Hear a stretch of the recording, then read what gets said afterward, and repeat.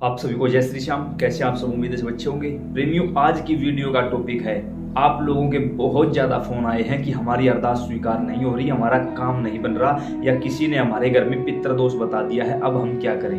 अब जो आपको उपाय बताने जा रहे हैं, देखिए हम हर किसी को फोन पर नहीं बता सकते या सभी के कमेंट्स का रिप्लाई, मैसेज का रिप्लाई नहीं कर सकते, माफी चाहेंगे। इसीलिए हमने वीडियो बना दी है। यह काम साल में एक ही बार होता है, वो होता है निर्जला एकादशी के दिन, या निर्जला एकादशी से पहले जो अमावस्या आती है, उस अमावस्या के दिन आप इस काम को कर सकते हो। निर्जला एकादशी के दिन हमने क्यों बोला? क्योंकि आपको जल का एक घड़ा दान करना है। कैसे दान करना? निर्जला एकादशी, जो कोई प्रेमी अन्य एकादशियों का व्रत नहीं कर सकता, अगर वो निर्जला एकादशी का व्रत कर लेता है तो उसको 26 की 26 एकादशियों का व्रत करने का पुण्य मिल जाता है। अब आप कहोगे एकादशी तो 24 होती है, 26 होती है, भाई 26 मानी जाती है एकादशी, तो 26 एकादशी के व्रत करने का आपको सौभाग्य मिल जाता है, पुण्य मिल जाता है सिर्फ एक निर्जला एकादशी का व्रत करने से।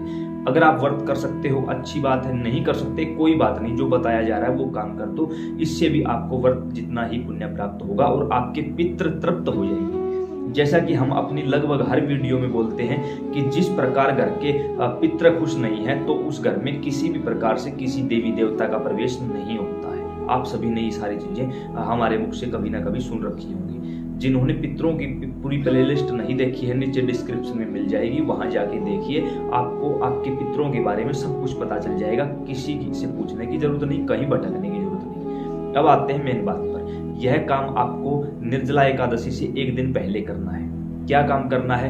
आप जहां भी रहते हो वहीं से आपको एकादशी से एक दिन पहले, या फिर अमावस्या को करना चाहते हो तो अमावस्या से एक दिन पहले एक नया मिट्टी का घड़ा खरीद कर लेकर आना है। घड़ा खरीदने जब आप गए, वो आपको बोल दें कि 100 रुपए का है, तो ये मत बोलना 80 ले ले, 90 ले ले, नहीं 100 रुपए उसको दो, ले आओ। वहां तोल मोल मत करना, बिल्कुल भी ले आओ उसको, अच्छी प्रकार से देख कर लाना, कहीं से वो क्रैक ना हो।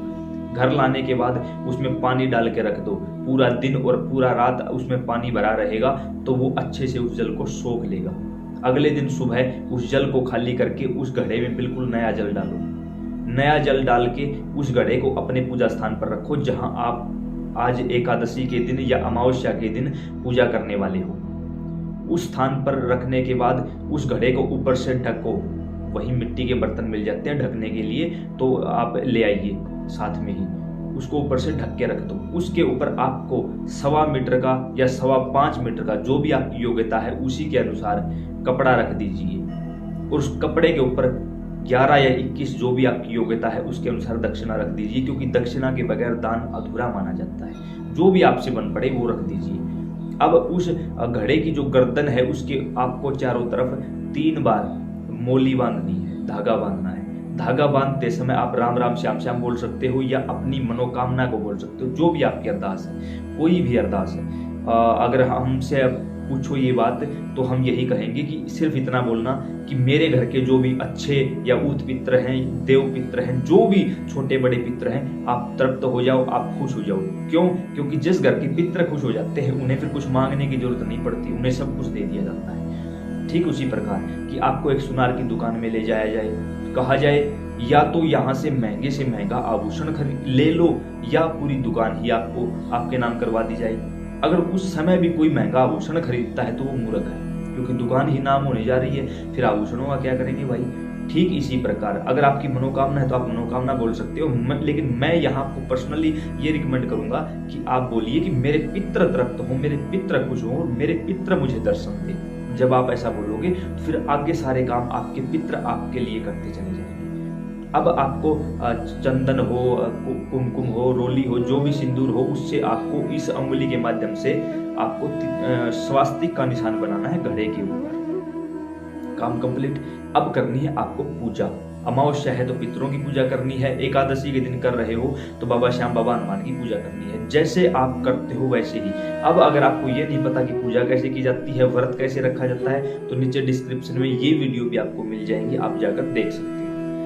अब जैसे ही आपने पूजा की शुरू की, उससे पहले आपको संकल्प लेना है हाथ में जल डालकर कि हे बाबा श्याम बाबा हनुमान, मेरे पितर देवताओं, मेरा नाम ये है, मेरे पिता का या पति का नाम ये है, मैं इस जगह का स्थायी निवासी हूँ, मेरा गोत्र ये है और इस समय मेरी मनोकामना ये है। यहाँ मैं आपके नाम से, यानी यह काम पितरों के नाम से हो रहा है। वही याद रखिए, चाहे आप एकादशी को करो या अमावस्या करो, यह काम पितरों के नाम से हो रहा है। बाबा श्याम बाबा हनुमान के नाम से नहीं हो रहा, पितरों के नाम से।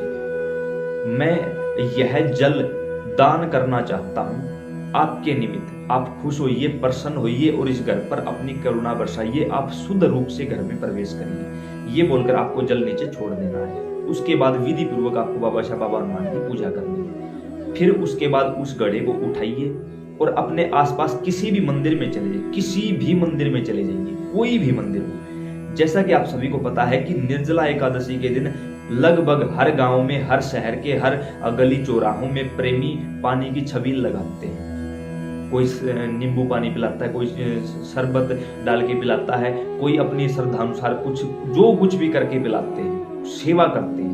अगर आसपास कोई मंदिर नहीं है तो जहां भी छबील लगी हुई है उनके पास चले जाइए। मंदिर है तो मंदिर में चले जाइए। अब मंदिर में जाने के बाद कोशिश करिए कि आप कम से कम आधा या 1 किलो चीनी भी अपने साथ ले जाएं, आधा या 1 किलो नींबू भी अपने साथ ले जाएं, ताकि उस कार्य में भी आपका सहयोग हो सके। अगर आप कर सकते हो तो की बात है। उन सारी चीजों को लेकर आप मंदिर पहुंच जाइए। मंदिर में जाने के बाद वो जल भी आपके पास कोई ड्रम वगैरह रखा हुआ दिखाई दे या कहीं भी कोई चीज ऐसी हो तो अपने पितरों का नाम लेके उस जल को वहां उसके अंदर डाल देना।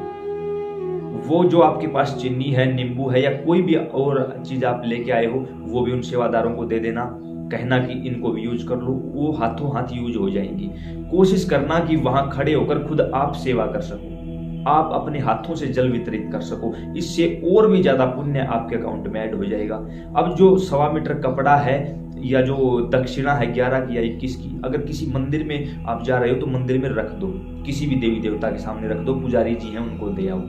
अब अगर मंदिर नहीं मिला आपको, किसी चौक चौराहे के आसपास आपने ये काम किया है, तो गांव में आपके आसपास कोई भी बुजुर्ग है या कोई भी ब्राह्मण है तो उसको वो कपड़ा और वो पैसे अपने पितरों का नाम लेकर दान दे दो।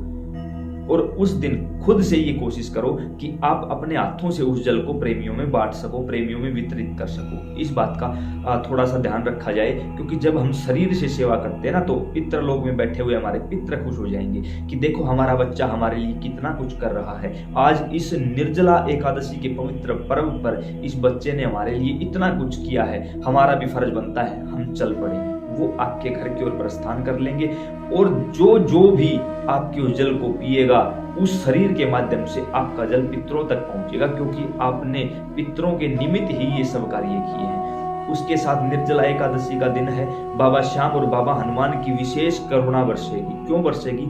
क्योंकि आपने किसी प्यासे को पानी पिलाया है, वो भी उस तपती हुई दोपहर में, उस भीषण गर्मी के समय में, और वो भी निर्जला एकादशी के दिन। तो आपने सहज ही एक छोटा सा काम करके बिल्कुल थोड़े से खर्चे में आपने अपने पितरों की, बाबा श्याम बाबा हनुमान की, अपने कुल देवी कुल देवता की कृपा प्राप्त कर ली है। तो उम्मीद करता हूँ ये जानकारी समझ और पसंद आई होगी। अगर सच में लगता है कि हाँ ये जानकारी ज्ञानवर्धक है तो इतना ज्यादा शेयर कर दो इस वीडियो को, ताकि अन्य प्रेमी भी निर्जला एकादशी से पहले इस चीज का लाभ उठा सके। जय श्री श्याम।